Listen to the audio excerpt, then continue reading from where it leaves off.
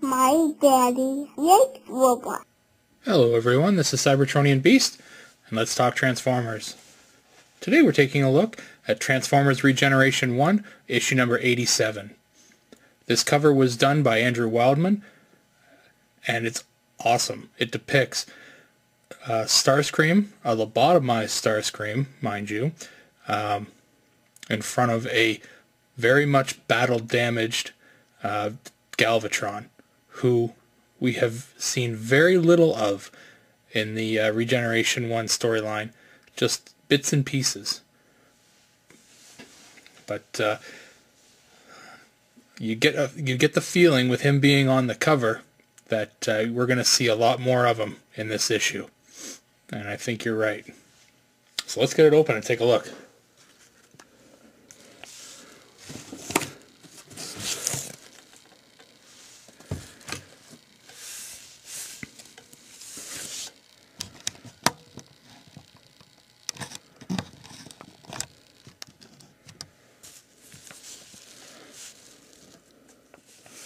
Alright, so we start off, and this issue is called Natural Selection, Part 2, and you start off in a, and what you see first is an unknown Cybertronian getting, what looks like electrocuted, and you don't really know what's going on. Take a look at the other covers here. So we've got the Andrew Wildman cover that I have. We have the Guido Guidi cover. Depicts Grimlock and Hot Rod, or Rodimus. And then we've got the Retro, or RI cover, done by Jeff Sr.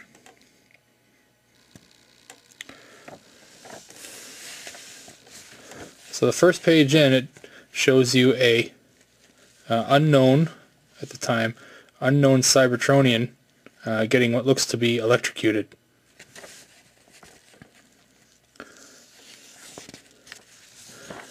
And you go second page in and you see that it's not just one, there are three. And it's Scorponok at the helm, discussing with Grimlock his master plan. And he describes what he's doing as these three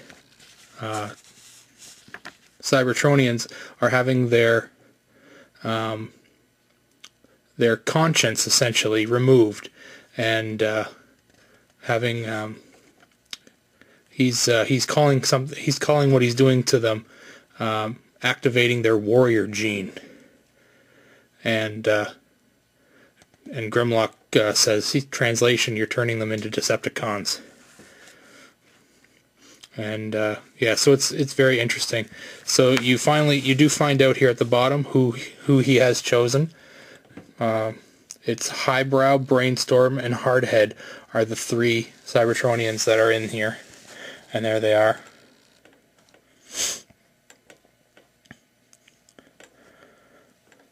And they immediately come out of their, like, chambers of, electrocution and make a big mistake calling Grimlock a throwback. And they find out that through their little arguing, they find out that Grimlock has had his new body implanted and can, whoop some ass. So he does that.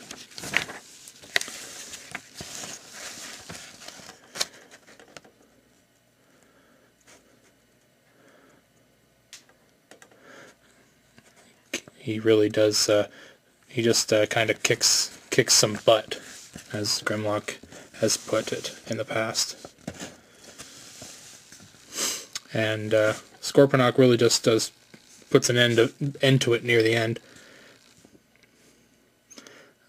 and tells them that basically they're on the same side. So from the sounds of it, and we kind of got the gist of this in earlier issues, that Scorponok is kind of getting away from the actual Decepticons and kind of making a subset of Decepticons here. And he's recruited one of the most powerful Autobots that there are in Grimlock by kind of buying him with a new body. But Scorponok ends this little fight by telling them that they're off to Cybertron. And on Cybertron we have Hot Rod, who's in communications with a group of Autobots in the tunnels. Now, we haven't really seen these tunnels in ReGeneration 1. There's a quick little note here saying that these tunnels were seen during a space bridge malfunction in issue 60. I really do appreciate these things. These little notes that tell you what's happened and why these things are happening. These little flashback notes, so you can actually go back to the issue that it's referring. I like that.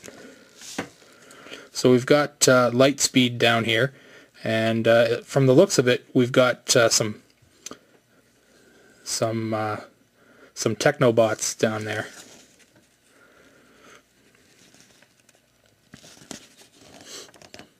Next page.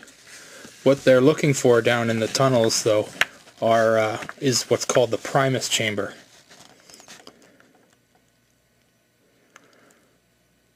And basically they're looking for any shred of the matrix that could be left, because apparently there was some matrix energy on the parts of Thunderwing that, according to, from where they stand, the Autobots stand, they destroyed.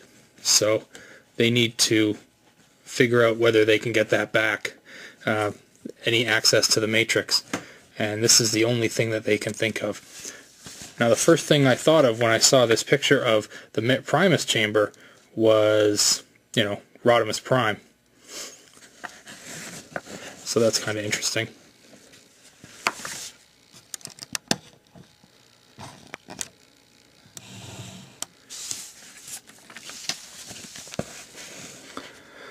Next page, we have a ship landing on Cybertron, and it's Grimlock. Grimlock has arrived back on Cybertron, where Hot Rod tells all the other greeting him that he is a renegade. He has an active warrant on him, and they should be ready for anything.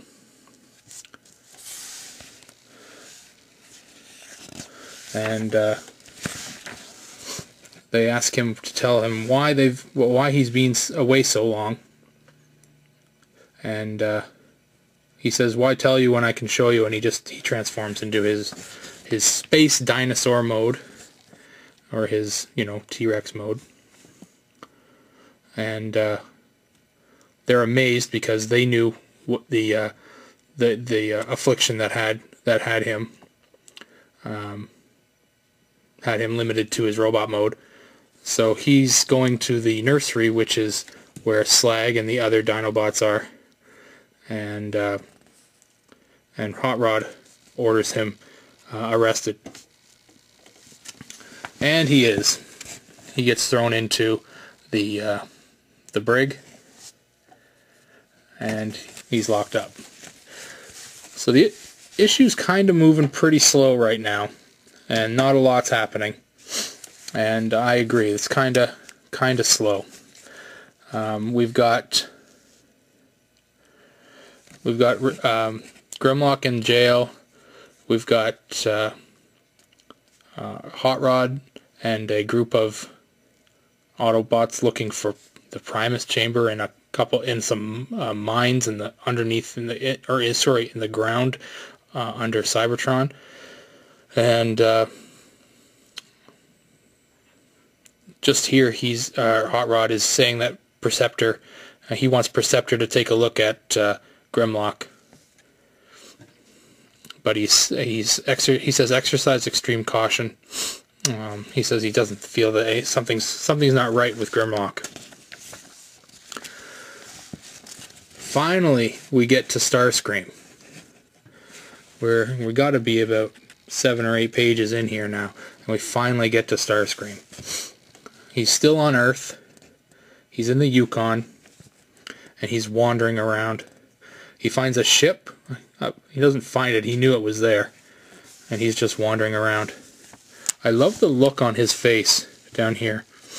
Starscream is just a lost child. He looks so, innocent right now. And I love the little, grin in the back. Galvatron is after him. And Galvatron kind of attacks him. He tries to find out what's going on because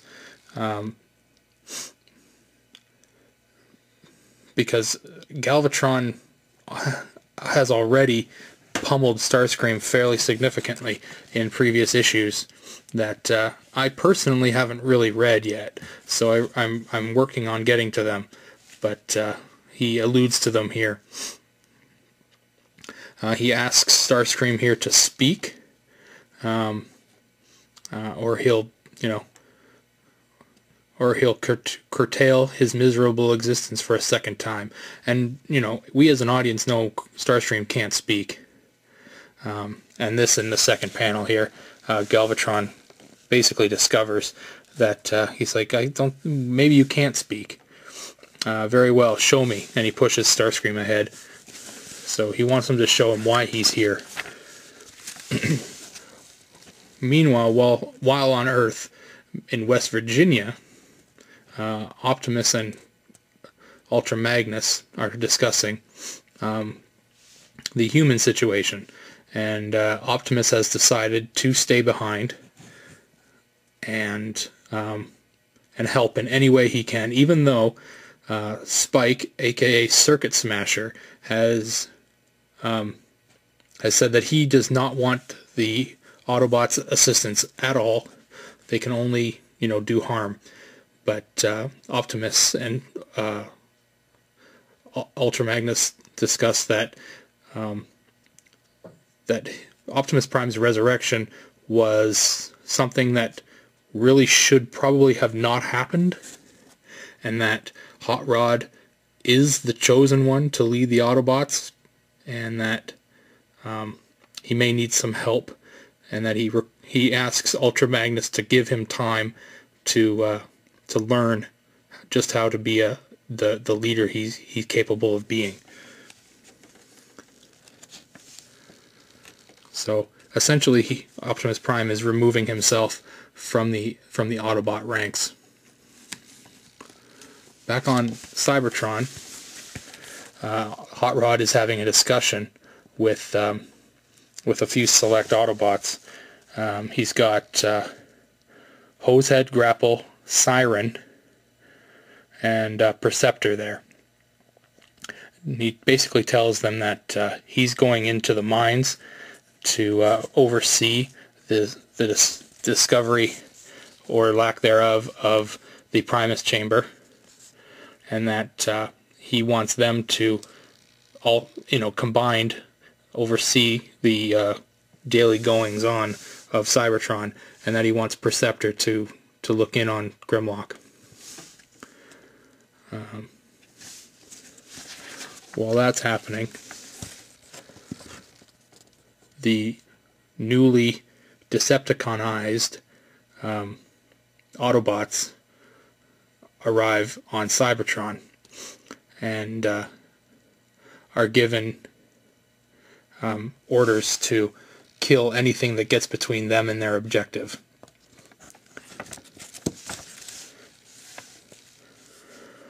Now Perceptor enters the lockup of Grimlock. I'm not fond of the color choice of Perceptor here.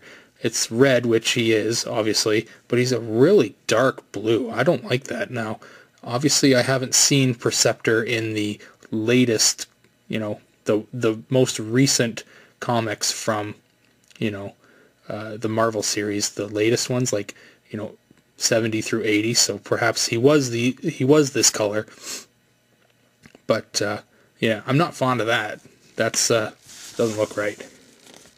But basically, Perceptor enters the chamber and says, "This is just a friendly chat. It's not an interrogation." But regardless, Perceptor's locked in there with Grimlock. And they just start chatting, and Perceptor notices that his body consists of non-Cybertronian elements, blah, blah, blah, blah, blah. You know, he mentions some elements that, you know, don't actually exist. But he you know, hypothesized that Grimlock has been to Nebulos, which we as the audience know that he has. Grimlock says that he's impressed. And as we're all seeing this unfold and Perceptor's, you know, studying him, we down here at the bottom notice that Grimlock's leg has a compartment that's opening, revealing this key, which we have seen in previous issues. Now, we didn't really know what this key did, but we're about to find out.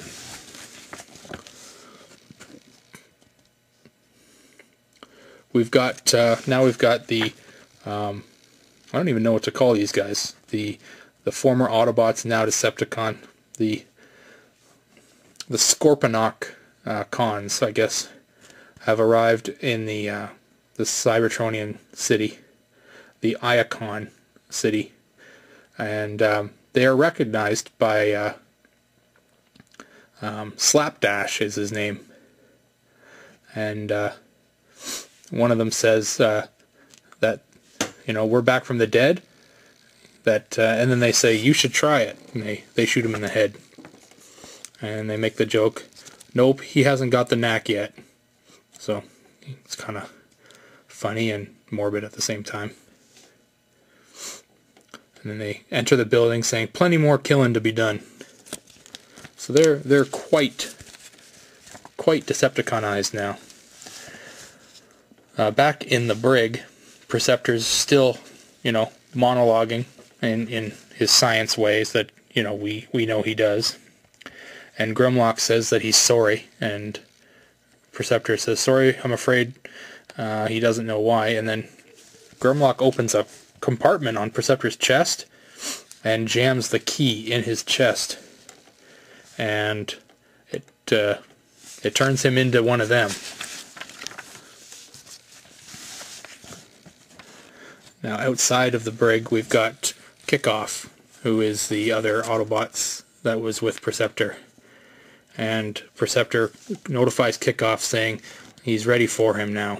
So we've got some kind of a Decepticonation key, a key that turns, you know, Autobots into Decepticons, which would, you know, be really powerful actually. So now we've got inside the defense hub, you know, the new Decepticons are here. They come upon some Autobots and they just blow them to smithereens. So we've got a little bit more action here. Some stuff's happening. We've got one of them is notifying Scorponok, telling him that they're ready for him. All while this is happening, Hot Rod is heading down into the mines. He takes an elevator down, and as we see here, as the elevator opens, it opens in on some, I don't know what they are, some kind of beings that kind of look like, you know, dogs that are just feasting on the carcasses of Cybertronians, and that's where Hot Rod is opening it. The door is opening where he is. So this could end poorly for Hot Rod. And now we get back to Starscream and Galvatron, and this is where Starscream has led him to a antique computer. And Galvatron, blows the terminal wide open. And inside he finds Shockwave. Shockwave is all strapped up to everything. And that's the end. So it seems like Shockwave has been running, Iacon, or sorry, not Iacon, running Earth. This is because this is on, Earth still. So it's very interesting. I very much want to see where this is headed. The preview for next issue has Scorponok holding, what looks to be kind of like kryptonite over over Grimlock, which is very interesting. Kind of a superhero or Superman-esque kind of cover, which is kind of interesting. And then the next cover is for Robots in Disguise. Very epic cover featuring Prowl. More Than Meets the Eye. A very cartoony looking, featuring Rung and Cyclonus. And yeah. And then My Little Pony stuff. Gotta get the My Little Pony stuff in there. Apparently this My Little Pony book is doing very well. And a book I've been looking forward to because it seems to be the year of Thundercracker. The Spotlight Thundercracker issue. And that looks really cool. I liked the design on Thundercracker here. It's very War for Cybertron-esque. So that'll be cool. And that's it. Doctor Who ad on the back. But that's Regeneration 1, issue number 87. It did start off slow, but it ended very well. I do like the side where there's this magic key kind of thing that can turn Autobots into Decepticons, and what the hell is Shockwave doing? Strapped to a large old computer, running in the bowels of Earth. So that's kind of interesting. But we'll find out next week, hopefully. Or sorry, next month. Anyway, this is Cybertronian Beast. So I'll talk to you later.